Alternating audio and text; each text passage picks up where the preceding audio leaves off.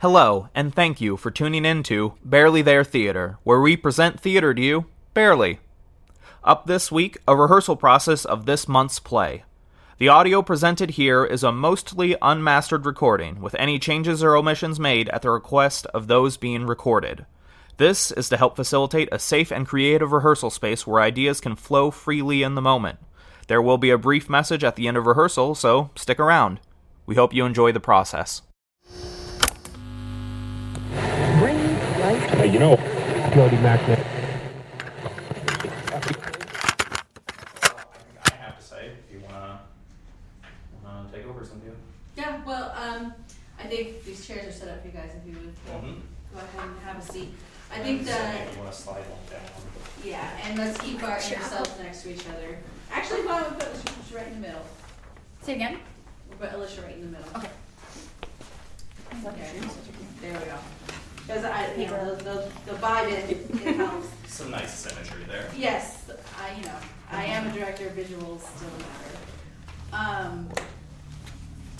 So, just before you start, like I said before, we're bringing what we already know about our characters to this, and then even Alisha, you in some ways, it's Miranda's very much so the narrator in some ways of our rewrite, Be Your Better Self. So you direct them, you give them questions, you show the path that these women are going down in a lot of ways.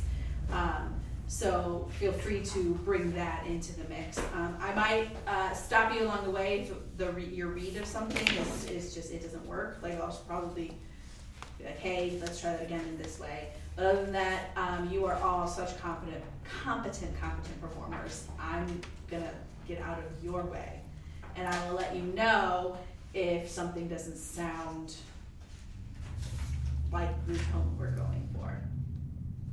Make sense? Mm-hmm. Awesome. Then in that case, I'm guessing you're announcing, sir? Yeah, I'll do that later. That's just for me to know. Okay. We can just start from Alicia's first line. So when you are ready, you can begin. We find ourselves in Harriet's fashionable living room.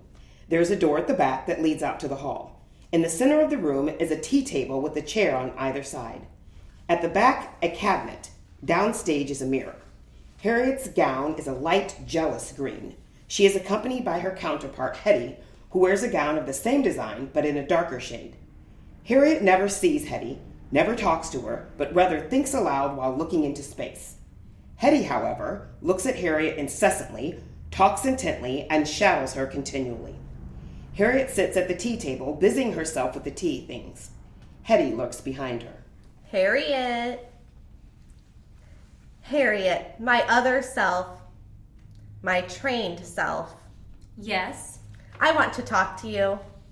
Well? Oh, Harriet, you are beautiful today. Am I presentable, Hetty? Suits me. I've tried to make the best of the good points. My passions are deeper than yours. I can't keep on the mask as you do. I'm crude and real, and you are my appearance in the world. I am what you wish the world to believe you are. You are the part of me that has been trained. I am your educated self. I am the rushing river. You are the ice over the current. I am your subtle overtones. But together we are one woman, the wife of Charles Goodrich. There I disagree with you, Hetty. I alone am his wife. Harriet, how can you say such a thing? Certainly, I am the one who flatters him. I have to be the one who talks to him. If I gave you a chance, you would tell him at once that you dislike him. Hetty moves away from Harriet. I don't love him, that's certain. You leave all the fibbing to me. He doesn't suspect that my calm, suave manner hides your hatred. Considering the amount of scheming it causes me, it can safely be said that he is my husband. Oh, if you love him.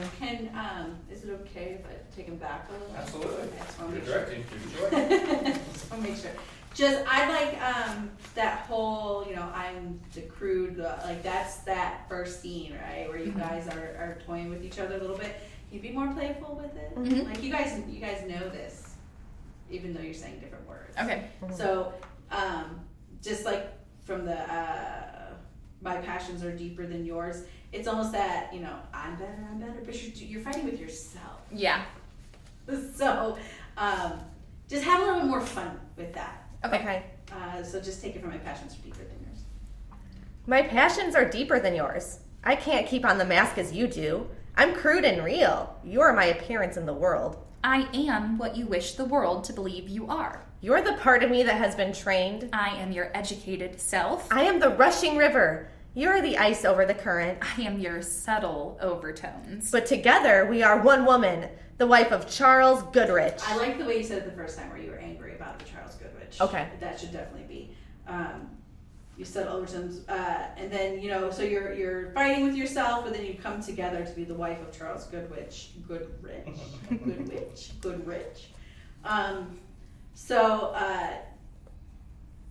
To just take it back to the same spot again and have a little more fun, ladies. More fun. My passions are deeper than yours. I can't keep on the mask as you do. I'm crude and real. You are my appearance in the world. I am what you wish the world to believe you are. You are the part of me that has been trained. I am your educated self. I am the rushing river. You are the ice over the current. I am your subtle overtones. But together we are one woman, the wife of Charles Goodrich. There I disagree with you, Hetty. I alone am his wife. Harriet, how can you say such a thing? Certainly. I am the one who flatters him. I have to be the one who talks to him. If I gave you a chance, you would tell him at once that you dislike him. Hetty moves away from Harriet. I don't love him, that's certain. You leave all the fibbing to me. He doesn't suspect that my calm, suave manner hides your hatred. Considering the amount of scheming it causes me, it can safely be said that he is my husband. Oh, if you love him. I haven't any feelings. It isn't my business to love anybody. Then why need you object to calling him my husband? I resent your appropriation of a man who is managed only through the cleverness of my artifice. You may be clever enough to deceive him, Harriet, but I am still the one who suffers. I can't forget that he is my husband. I can't forget that I might have married John Caldwell. How foolish of you to remember John, just because we met his wife by chance. That's what I want to talk to you about. She may be here at any moment. I want to advise you about what to say to her this afternoon. By all means, tell me now, and don't interrupt me while she is here. We're on a freight train here. We're running away. We're talking real fast. Yeah. While these aren't new ideas to you, they are new ideas. Yeah. So make sure we're not plowing through that. Okay. So slow down just a little.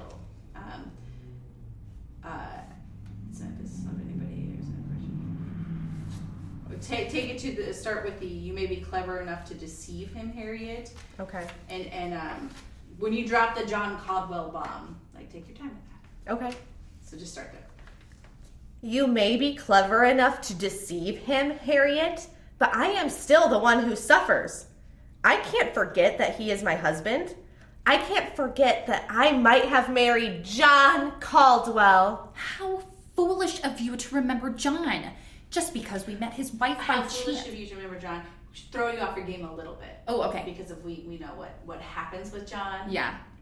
It should throw you off your game just a little. Okay. So give her that cue again. I can't forget that I have I can't forget that I might have married John Caldwell.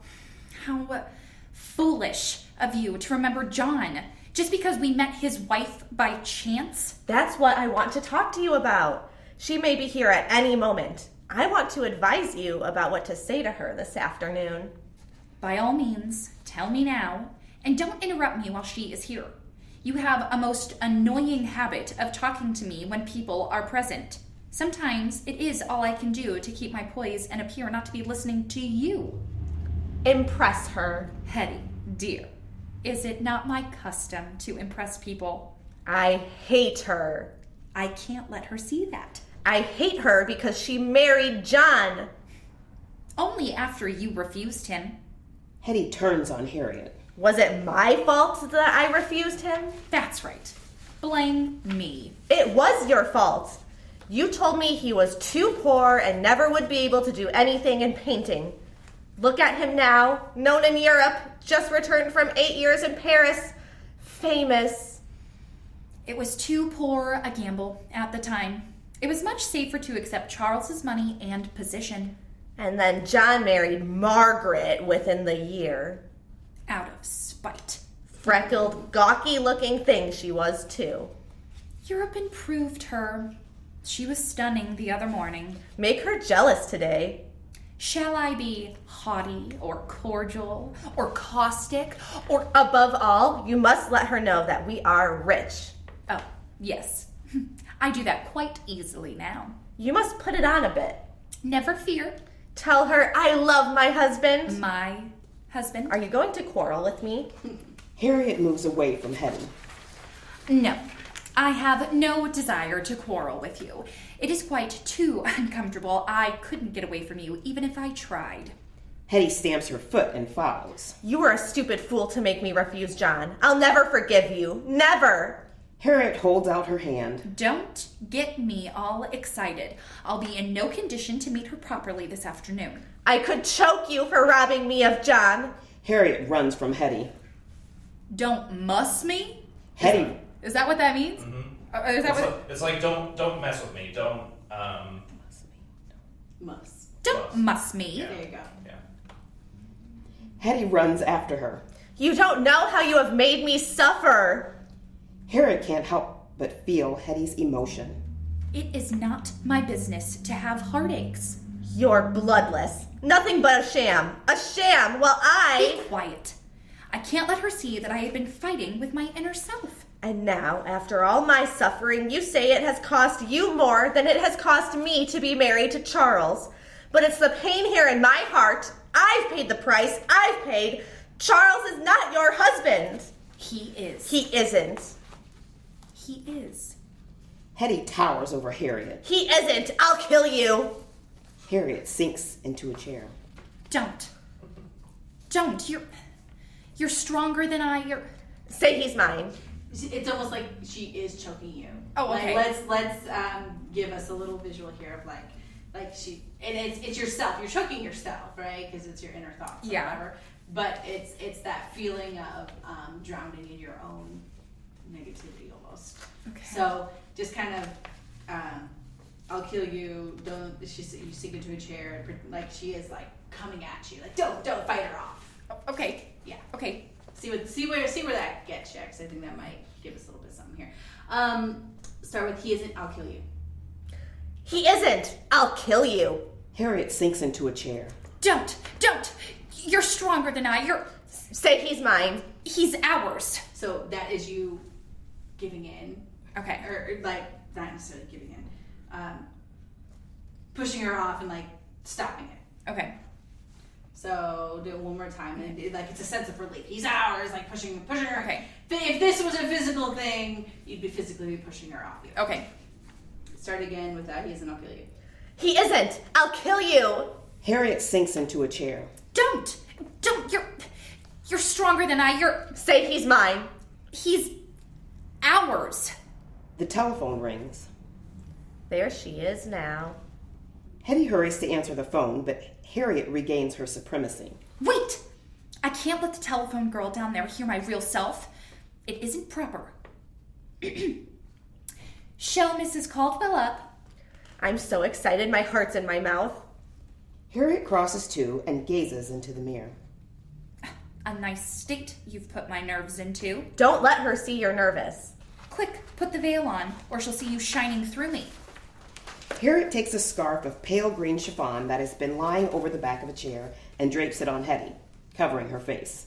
As Hetty moves in the following scene, the chiffon falls away, revealing now and then the gown of deeper dye underneath. Tell her Charles is rich and fascinating. Boast of our friends. Make her feel she needs us. I'll make her ask John to paint us. That's just my thought. If John paints our portrait We can wear an exquisite gown. and make him fall in love again and... Yes. Back center, Margaret parts the... Okay. Back center, Margaret... The... Portiers. Portiers, right? Portiers. I think so. Portiers. Okay. Back center, Margaret parts the portieres and extends her hand. Behind her is her counterpart, Maggie. While Margaret wears a gown of lavender chiffon, her primitive self wears a gown of the same design in purple with a purple chiffon scarf veiling her face. Oh, Margaret! I'm so glad to see you. That's a lie. It's enchanting to see you, Harriet. I'd bite you if I dared. Wasn't our meeting a stroke of luck? Margaret crosses to the tea table and stands behind the left chair. I've thought of you so often, Harriet, and to come back and find you living in New York. Harriet joins her at the table and stands opposite her. Mr. Goodrich has many interests here. Flatter her. I know, Mr. Goodrich is so successful. Tell her we're rich. Won't you sit down?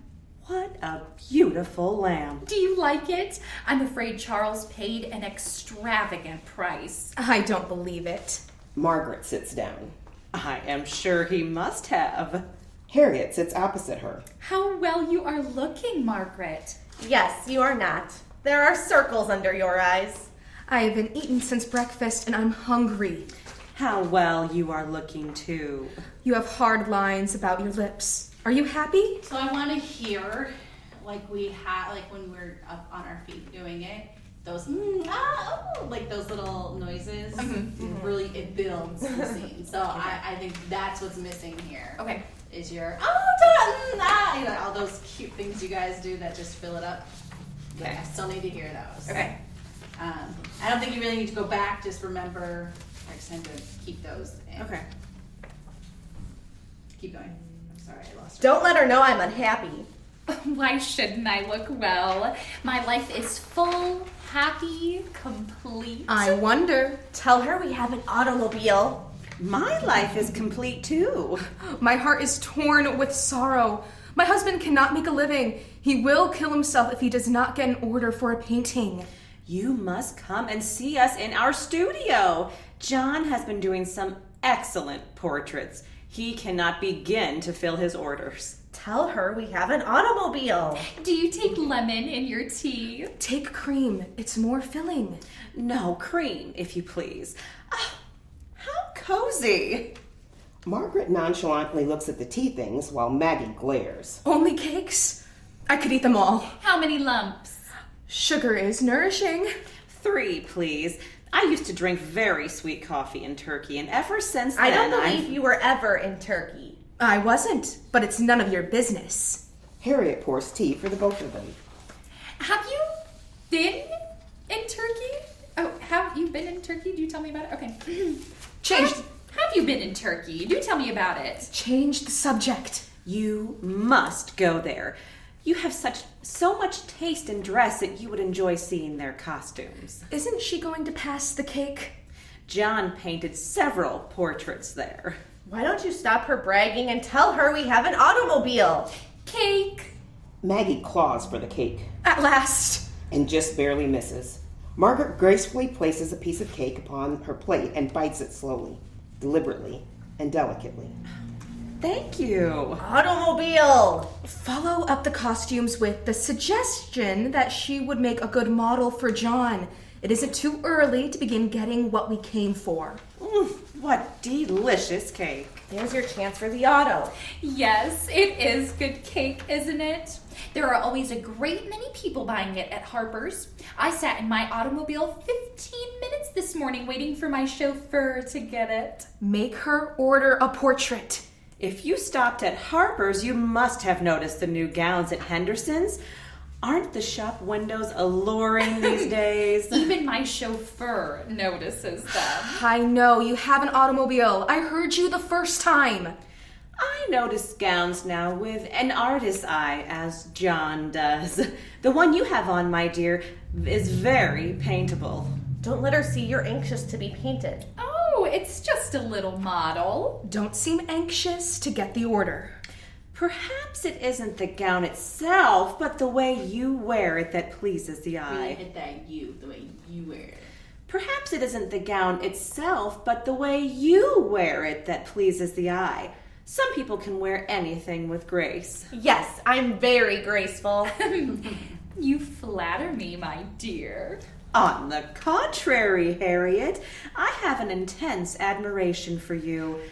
I remember how beautiful you were as a girl. In fact, I was quite jealous when John was paying you so much attention. She is gloating because I lost him. Those were childhood days in a country town. She's trying to make you feel that John was only a country boy. Most great men have come from the country.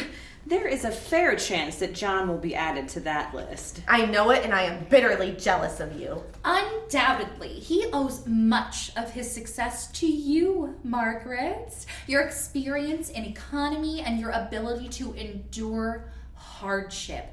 Those first few years in Paris must have been a struggle. She is sneering at your poverty. Yes. We did find life difficult at first. Not the luxurious start to girl who marries wealth. Deny that you married Charles for his money. But John and I are so congenial in our tastes that we were impervious to hardship or unhappiness. Do you love each other? Is it really true? Did you have all the romance of starving for his art? She's taunting you. Get even with her. Not for long. Prince Rear soon discovered John's... Let's pause for a second. So from this point on, I want to try something where like you two are maintain this nicey, but can you two switch gears for a little bit? I want to hear how this sounds where like it's all just like much more upset and angry. Juxtaposed from them, just a little stronger. Let's see how that sounds as you read. Prince Rear or Prince Rear? What page are we on? 13. R-I-E-R. Probably Ryer. Okay. That's how you pronounce I it. love when Margaret said how beautiful you were as a girl. You ugly now. That's so That's what I heard. shady. Well, that's what I was saying. Like, that's we need to bring that out more. The more the shade versus the fake. Okay. Not for long. Prince Rear soon discovered John's genius and introduced him royally to wealthy Parisians who gave him many orders. Are you telling the truth or are you lying? If he had so Can many you be meaner? Okay. Can you be meaner? Yeah. Do it. Are you telling the truth or are you lying? If he had so many opportunities there, you must have had great inducements to come back to the States. We did, but not the kind you think.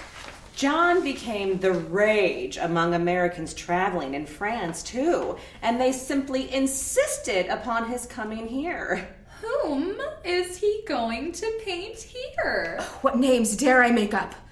Just at present, Miss Dorothy Ainsworth of Oregon is posing.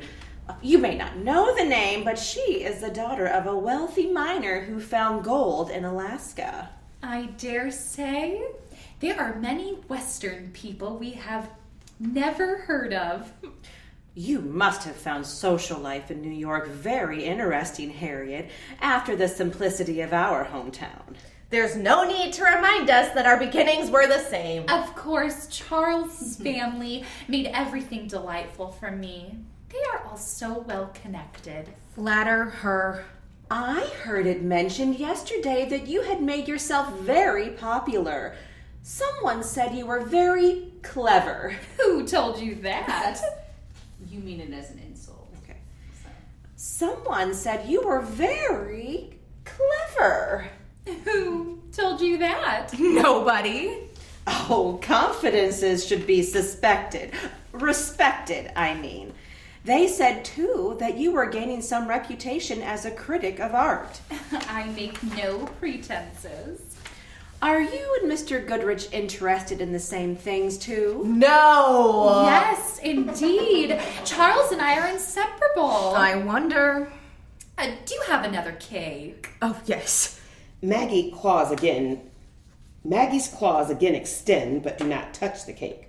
Margaret delicately takes another slice. I really shouldn't. After my big luncheon, John took me to the Ritz and we were invited to the Bedfordses for dinner. They have such a magnificent house near the drive.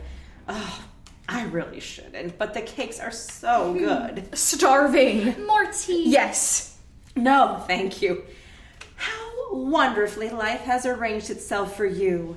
wealth, position, a happy marriage, every opportunity to enjoy all pleasures, beauty, art. How happy you must be. Don't call me happy. I have never been happy since I gave up John. All these years without him, a future without him. No, I shall win him back. Away from you. Away from you. Unseen by Harriet, Maggie points out cream for Margaret to steal. I sometimes think it is unfair for anyone to be as happy as I am. Charles and I are just as much in love now as when we married. To me, he is just the dearest man in the world. My John is. I love him so much I could die for him. I'm going through hunger and want to make him great, and he loves me. He worships me. I should like to meet Mr. Goodrich. Bring him to our studio. John has some sketches to show, not many, because all the portraits have been purchased by the subjects. He gets as much as $4,000 now. Don't pay that much. As much as that. It is not really too much when one considers that John is in the foremost rank of artists today. A picture painted by him now will double and treble in value. It's all a lie. He's growing weak with despair. Does he paint all day long? No, he draws advertisements for our bread. When you and your husband come to see us, telephone first. Yes, so he can get the advertisements out of the way. Otherwise, you might arrive while he has a sitter, and John refuses to let me disturb him then. Make her ask for an order. Lagrange offered to paint me for $1,000. Louise Lagrange's reputation isn't worth more than that. Well, a quick note, that Sure. is triple, double, and triple. Triple, okay, not treble. Okay. well, Thank you. I've heard his work well mentioned. Yes, he is doing splendid work. Oh, dear me, no. He is only praised by the masses. He is accepted not at all by artists themselves. So that he's doing splendid work is to be a little more sarcastic. Okay. Yes. Yeah, because he's really not. Right. We know he's not. Because we know the rest of the script. Is that Lagrange? Like, isn't he actually doing splendid work and then being like... Well, yes, you're right. I'm sorry. I missed that because I was clarifying. But still, the sarcasm, I think, will make it, funny because you're like making fun of Lagrange, who is Lagrange? I don't even doing know. splendid work. Yes. That's it. That's exactly it. So just give her that cue. Well, I've heard his work well mentioned. Yes, he's doing splendid work. Oh, dear me, no. He is only praised by the masses. He is accepted not at all by artists themselves. Must I really pay the full price? Lagrange thought I would make a good subject. Hit the eye on that one. That eye. Oh, Lagrange thought I would make a good subject. Let her fish for it. Of course you would. Why don't you let Lagrange paint you if you trust him? She doesn't seem anxious to have John do it. But if Lagrange isn't accepted by artists, it would be a waste of time to pose for him, wouldn't it? Yes, I think it would. Give us the order. John is so despondent he can't endure much longer. Help us. Help me. Save us. Don't seem too eager. And yet if he charges only $1,000, one might consider it. If you really wish to be painted, why don't you give a little more and have a portrait really worthwhile? John might be induced to do you for a little below his usual price, considering that you used to be such good friends. Hurrah! That's very nice of you to suggest. Of course, I don't know. For God's sake, say yes. Of course, I don't know whether John would. He is very peculiar in these matters. He sets his value on his work and thinks it beneath him to discuss price. You needn't try to make us feel small. Still, I might quite delicately mention to him that inasmuch as you have many influential friends, you would be very glad to Finish what I don't want to say. Help her out. Oh, yes.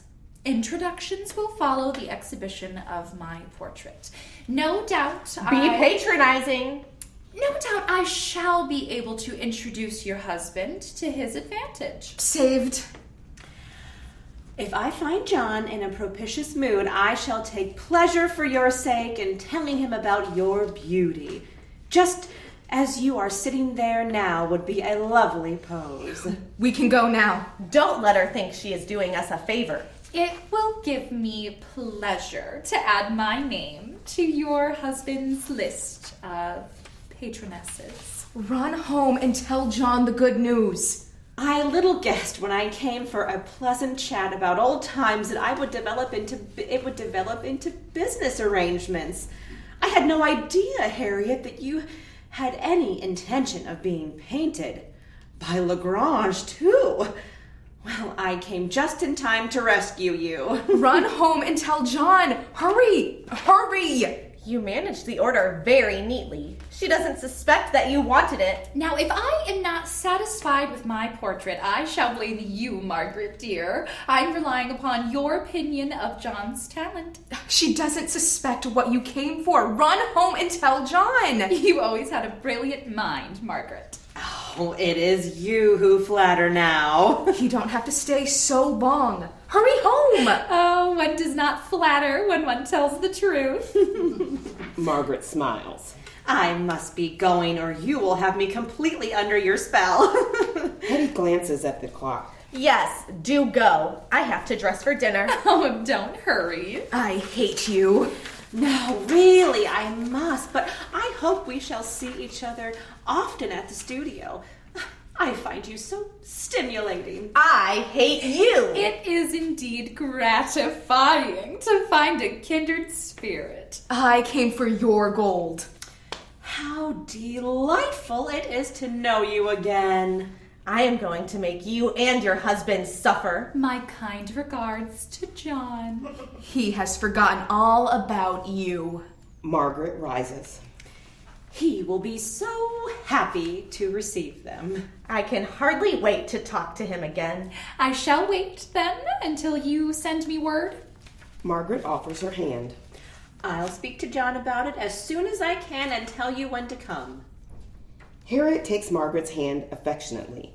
Hetty and Maggie rush at each other, throw back their veils, and fling their speeches fiercely at each other. I love him. I love him. He's starving. I'm starving. I'm going to take him away from you. I want your money and your influence. I'm going to rob you. Once you guys together. Rob Rob you. So, cue it up again. That was a good build, and then at the end. So, just take it again with I love him, I love him. Hetty. I love him. I love him. He's starving. I'm starving. I'm going to take him away from you. I want your money and your influence. I'm going to rob you. Rob you. The lights go out and come up again slowly, leaving only Margaret and Harriet visible. I've had such a delightful afternoon. It has been a joy to see you. Goodbye. Mwah. Mwah.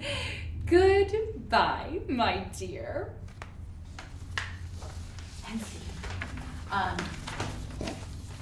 Overall notes. I think it's because you're sitting in a line staring out that you're not bringing the A game I see on that stage. So I don't know how stuck to these seats do they have to be?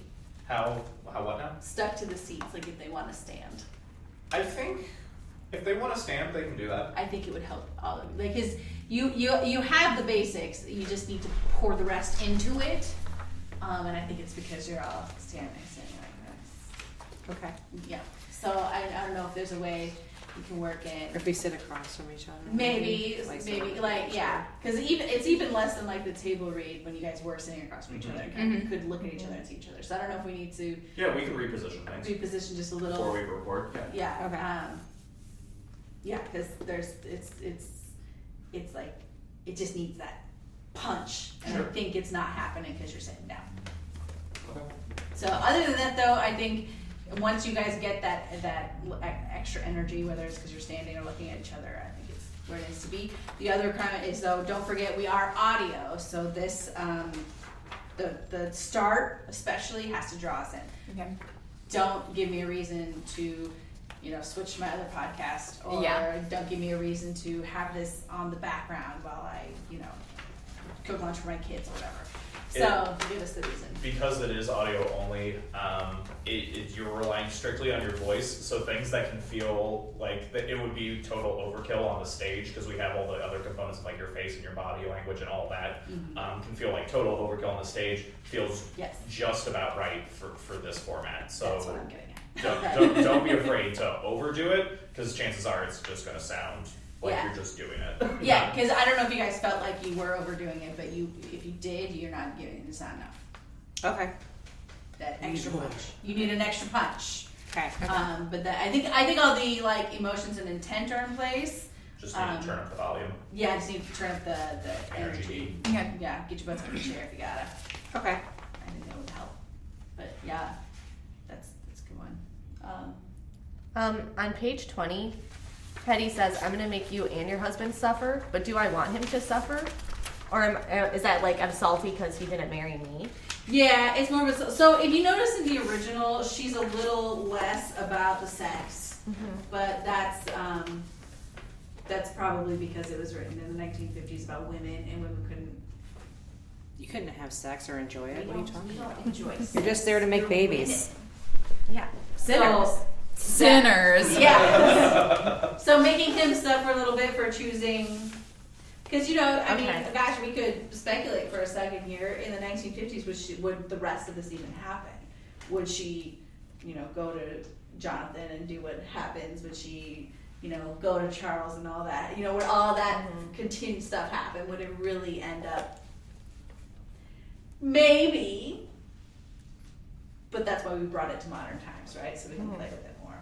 And one of my greatest regrets is that there is actually Alice Gerstenberg, who wrote this original, and she wrote a 3-act version of this piece, but it's been totally lost to history. Like, I cannot find a copy of it anywhere. So there is an extended version where I'm sure she probably goes into similar things that I do with these characters, but I couldn't find it. So I had to make it up. Yeah, so I think in our version, she is driven, like we were talking about earlier, in ego. She's driven it's very sexual, right? But I don't know that in 1915 as a woman it would have been. Yeah. Or if they had the rest of our show in this time, I feel like the vibe would have been more like, oh, see, you're miserable now because you're a woman and you went outside of the norm. You know what I mean? Kind of like a morality thing, like, you dumb woman. So, making him suffer might be getting him in bed and then not having sex. You know what I mean? Like, oh, I'm a woman, I can't do that. So I'm going to make you suffer because I'm giving poo balls, essentially. Not for that. But yeah, I mean, you are reading a piece from the 1915s, so that's important to keep in mind. So the suffering piece, that's a good observation, but I think that's where the difference comes in. Gotcha. Any other questions about that, Kim?